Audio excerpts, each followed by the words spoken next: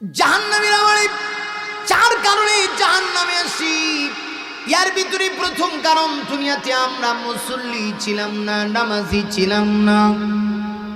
তাহলে আমাদেরকে নামাজি হওয়া লাগবে। বলুন তো দেখি, আপনাদের এলাকায় মুসল্লি কারে বলা হয়? বছরে যে 2 দিন নামাজ পড়ে তার নাম মুসল্লি। হোমা গুয়াজ দিয়ে আপনারা বলছেন দেখা যায়, তাই আমি কি তাওয়াজ করতাম? হ্যাঁ, বছরে যে 2 দিন নামাজ পড়ে তার নাম কিন্তু মুসল্লি বলে না। না সাবধান, যে ব্যক্তি শুধুমাত্র জুমার দিনে নামাজ আদায় করে তার নামও কিন্তু মুসল্লি না। দৈনন্দিন 5 ওয়াক্ত নামাজ যে ব্যক্তি জামাতে শহীদ আদায় করে তার নাম হলো মুসল্লি। তাহলে একটু লক্ষ্য করে দেখুন, আল্লাহর কসম, যদি মুসল্লি না হই গো, কিয়ামত পর্যন্ত অসম্ভব জাহান্নাম থেকে বাঁচতে পারবো না। আজকে যুবককে যদি জিজ্ঞেস করা হয়, যুবক তুমি কি নামাজ পড়ো? যুবক কয়, হুজুর টাইম হইছে নি, সুলতানি কিচ্ছু বাকছে না, কেমনে আমি নামাজ পড়ি? নারী যুবকরা একটু গুরুস্থানের পাশে গিয়ে দেখো, তোমার মতো কত যুবক অন্ধকার কবরে শুয়ে আছে। কবরে গা শুলে মানুষ পর্যন্ত তার কাছে যায় না। এই তো সেদিন এক লোক আমাকে বলে, হুজুর আমার নিজের হাত দিয়ে কত মানুষকে আমি কবরে রাখলাম। আমি জিজ্ঞেস করি, 1 সপ্তাহ আগে যাকে কবরে রাখছেন তার কবর কোথায় বলতে পারবেন নি? লোকটা কয়, হুজুর পারবো না, এত মানুষের কবর, এত মানুষকে কবরে রাখা হয়। 1 সপ্তাহ আগে যার কবর দিয়েছি এই জায়গায় আরো 4টা লাশ রাখছি, কেমনে কবর এই লাশটা কার? তাহলে চিন্তা করে দেখুন না, একটু নিজের মনটাকে জিজ্ঞেস করেন, ও মন, আমি যে নামাজ পড়ি না, আমি কেমনি জান্নাতের আশা করি? আজকে আমাদের কাপড়ের অভাব নাই, কিন্তু আমি নামাজ পড়ার মতো একজোড়া পবিত্র কাপড় নেই। আর নবীর সাহাবীরা একটু লক্ষ্য করে দেখুন, চোখের পানি আসবে, এই মুহূর্তে আপনারা কান্না করবেন। আমার নবী বিশ্বনবী রাহমাতুল লিল আলামিনের একজন সাহাবী, যার নাম ছিল হযরতে আব্দুল্লাহ। আনসার সাহাবী ছিল, মদিনায় ছিল বাড়ি। আমার নবী মসজিদে নববীতে ইমামতি করতেন। সাহাবীরা আমার নবীজির পিছনে নামাজ আদায় করত।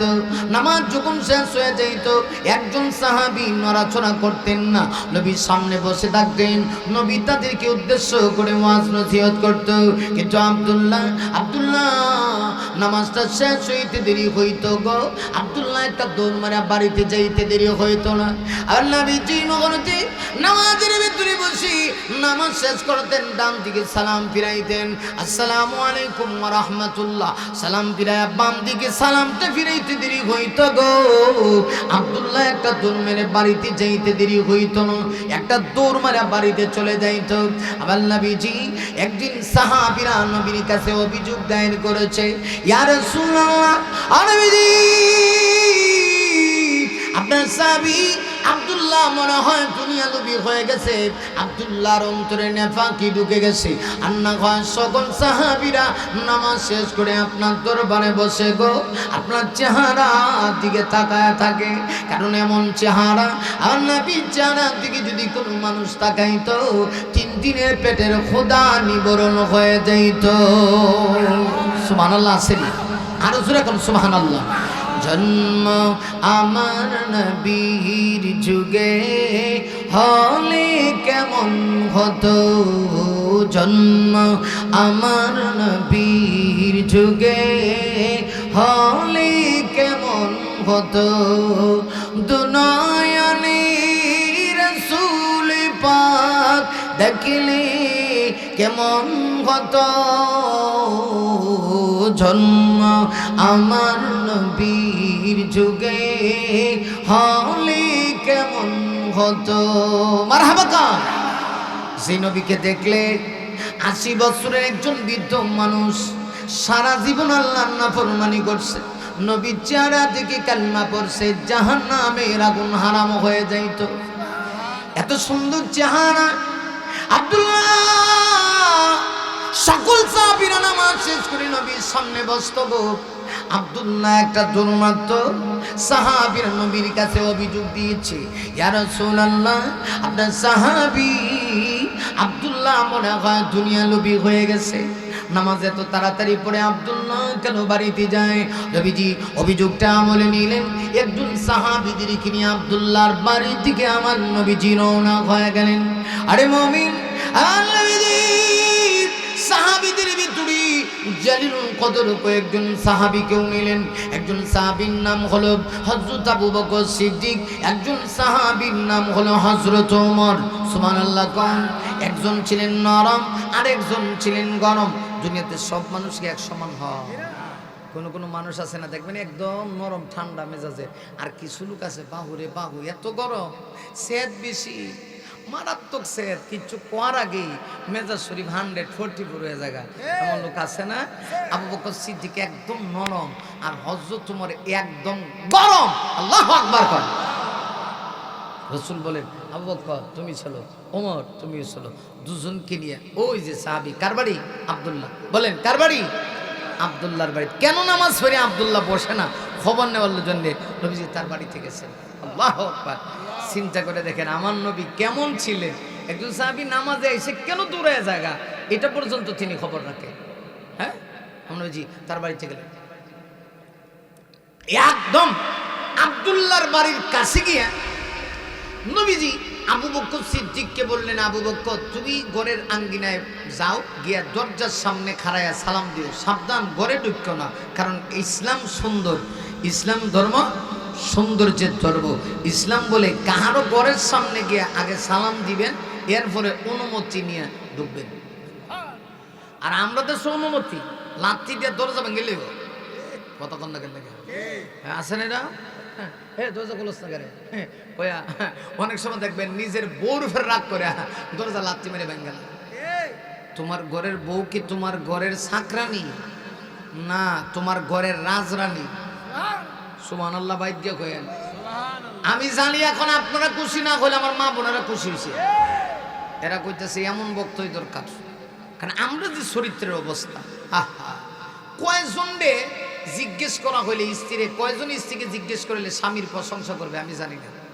হ্যাঁ, কেন করবে? কারণ আমাদের আমল আখলাক চরিত্র অবস্থা খুব খারাপ, বউর সাথে আমাদের আচরণ সুন্দর না। কথা কোন ঠিক কিনা? অথচ আমার নবীজি নিজের স্ত্রীর সঙ্গে সুন্দর আচরণ করতেন, ঠিক কিনা জোরে বলে। যে কারণে এত তাড়াতাড়ি আমাদের বউরা আমাদের প্রশংসা করে না।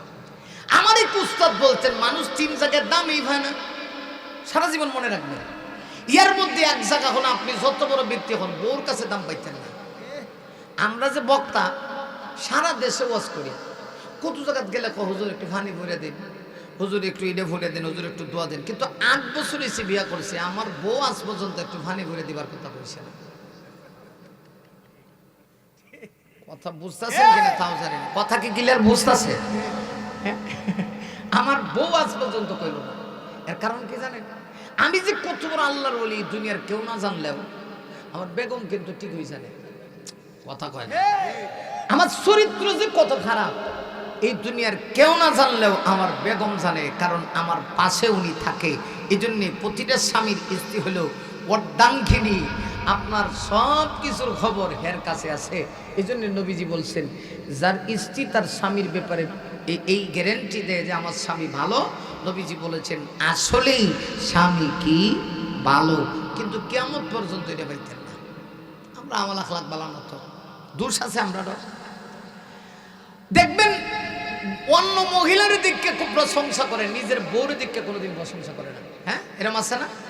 আসেনি? বেশি বেশি করে বউর প্রশংসা করবেন, বউকে মহব্বত করবেন, বউর রান্না বান্না খায়াও প্রশংসা করবেন। মাঝে মধ্যে মহব্বত করে বউরে কইবেন আই লাভ ইউ, আমি তোমারে ভালোবাসি। ঠিক নেই? হ্যাঁ, কন্যা আপনারা মাঝে মধ্যে আই লাভ ইউ, আমি তোমারে ভালোবাসি, বউ আপনারা কইবা আই লাভ ইউ টু, কিন্তু খাটাইস বউরে আই লাভ ইউ হয় না, না কয়া ওই বিশ্ব বেহায়া দিবসে দেখবেন রমনার বটমূলে গিয়া, হ্যাঁ দেখবেন, হ্যাঁ হ্যাঁ মগা মগির মুখের ভিতরে নিয়ে বাদাম ঢুকায় দেয়। কথা কয় না রিয়া, তোরা একটু কিতাবাজ করতে। মগা মুগির মুখের ভিতরে বাদাম ঢুকায় একটা আর একটা না কয় আই লাভ ইউ, এটা কর ঠো ঠো ঠো ঠো ঠো ঠো, কেমন পর্যন্ত কয়াও শান্তি পাইতা না। নিজের বউরে বেশি বেশি করে আই লাভ ইউ করবেন, হ্যাঁ মহব্বত করবেন।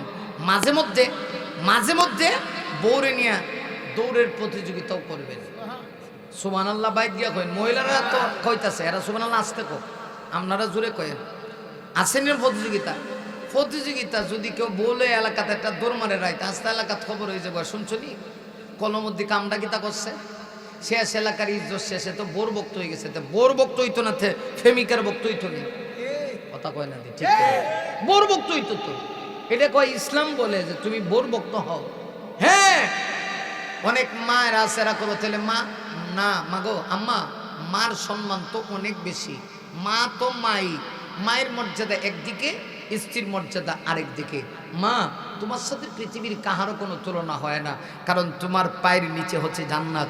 রাসূল এই কথা বলেন নাই, একজন পুরুষের পায়ের নিচে জান্নাত আছে। নবীজি স্পষ্ট হাদিস, আমার নবী বলেছেন আল জান্নাতু তাহতা আকদামিল উম্মাহাত, মায়ের জাতির পদে তলে হলো সন্তানের বেহেশত। সুবহানাল্লাহ, বাইত গিয়ে করবেন মা মাগো তোমার ইজ্জত কম না মা, এই পৃথিবীতে সবচেয়ে বেশি ইজ্জত হলো তোমার গো মা। কিন্তু মা গো তুমি কষ্ট পাও না, তোমার পুত্রবধূকে তোমার ছেলে যদি মহব্বত করে কষ্ট পাও না গো মা। মা তুমি চিন্তা করো, একদিন তুমিও কিন্তু পুত্রবধূ হয়ে একজনের বাড়িতে আগমন করছিলা, কথা কয় না? ওই দিন তুমি চাইছো যে তোমারে যেন তোমার স্বামী মহব্বত করে, না করলে তোমার কলজা ফাইটটা যায়। তো এখন যে তোমার পুত্রবধূ তোমার ঘরে আনছো, তো এটা তুমি মানতারো না কেন লাগে?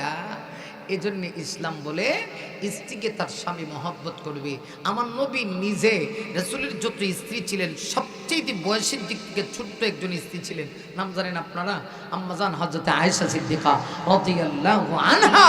নবীজি যখন তাকে বিবাহ করেন, বুখারীর বর্ণনা আসছে, আম্মাজানের বয়স ছিল মাত্র 7 বছর। সুবহানাল্লাহ, বাইত গিয়ে কইবেন। এই কান থেকে কিছু নাস্তিক আছে, এরা বলে যে মুহাম্মদ সাল্লাল্লাহু আলাইহি ওয়াসাল্লাম নারী লোভী, আর না হয় 7 বছরের মেয়েকে কেন বিবাহ করে? ও গাদা, তুই জানোস না আমার নবীজি যে আম্মাজান আয়েশারে বিবাহ করছে, এটা আমার নবীজির ইচ্ছা না, বরং আল্লাহ নিজে উকিল হইয়া আমার নবীর সাথে বিবাহ করায় দিয়েছে। এটার কারণ আছে, এটা কইলে 1 ঘন্টা লাগবে, হেঁটে যাইতাম না, এই জন্য এইখানে রেখে দিলাম। সম্মানিত ভাইরা একটু খেয়াল করেন, শুধু কি তাই আম্মাজান বলেন যে এত বড় দামি স্বামী, বলুন তো দেখি আমার নবীর চাইতে শ্রেষ্ঠ মানুষ কি পৃথিবীতে আর কেউ ছিল? তিনি কি শুধু নবী না, সকল নবীদের নবী, নবীদের মাথার মুকুট, আল্লাহর পরে যার মর্যাদা, যার পাওয়ার, যিনি হাত দিয়ে ইশারা করতে দেরি হয় আকাশের চন্দ্র দ্বিখণ্ডিত হতে দেরি হয় না। আল্লাহ কি পরিমাণ পাওয়ার আর ক্ষমতা আমার নবীরে দিছে। কিন্তু আম্মাজান বলেন মাঝে মধ্যে আমার স্বামী আমার সাথে দৌড়ের প্রতিযোগিতা করতেন। নবী বুঝি আমার মারা দৌড়ের প্রতিযোগিতা করছে, আপনি বিয়ে করছেন, বউর সাথে করলে সমস্যাটা কি? তা আম্মাজান বলেন আমি ছোট তো বয়সে দৌড়ের প্রতিযোগিতা করতেছি, এমনি দেখি নবীজি আগে চলে গেছেন, আম্মাজানের চেহারাটা মলিন হয়ে গেছে। বাচ্চারা দেখবেন খেলাধুলা যদি হারিয়া জাগা, তখন কিন্তু এরা না করত, মনটা খুব খারাপ, কথা কন না কেন, ঠিক কিনা? মাঝে মধ্যে বাবা দেখা যায় সন্তানের সাথে খেলাধুলা করে, তো মাপ তো জিতবই, তো ইচ্ছে করে দেখা যায় জিতায় দেয়। তো রসুল তাকায় দেখে যে দৌড়ে যখন আম্মাজান পিছে পড়ে গেছে, আম্মাজানের চেহারা মলিন। নবী বলেন আয়েশা চেহারা মলিন কেন? আম্মাজান কহ হুজুর দুধ দিদি আপনি আগে যান না, তাই আমি কেমনি কি করতাম? রসুল বলেন এইবার এটা উল্টো করছে, এই দূর হইছে না, আবার চলো।